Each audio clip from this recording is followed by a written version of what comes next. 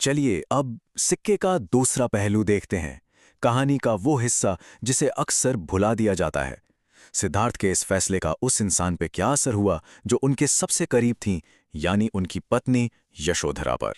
अब आम तौर पर यही सोचा जाता है ना कि वो नाराज होंगे, लेकिन उनकी तकलीफ की असली वजह कुछ और ही थी, और यही बात इस कहानी को इतना खास बना देती है।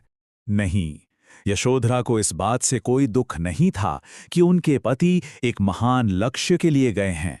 सच तो ये है कि उन्हें इस बात पर गर्व था। तो असल चोट क्या थी? असल घाव ये था कि वो बिना बताए गए। उन्हें ऐसा महसूस हुआ कि सिद्धार्थ को उन पर यकीन ही नहीं था कि वो उनके इतने बड़े लक्ष्य में उनका साथ देंगी।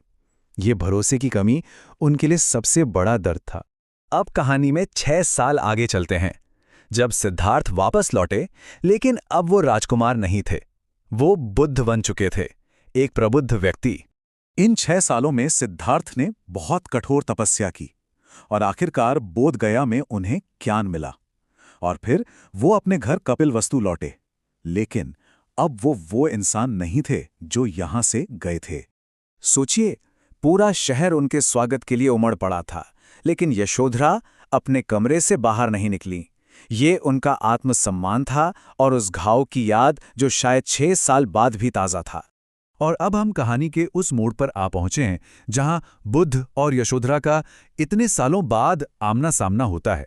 जब बुद्ध को पता चला कि यशोधरा नहीं आएंगी, तो उन्होंने एक ऐसा काम किया जो किसी ने सोचा नहीं था।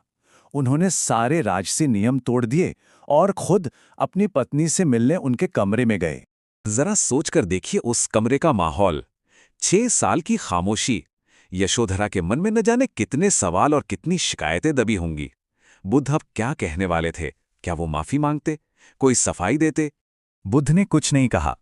उन्होंने बस एक भिक्षु की तरह अपना भिक्षा पात्र आगे बढ़ाया और सिर्फ 2 शब्द कहे, भिक्षाम देहि, यानी मुझे भिक्षा दो।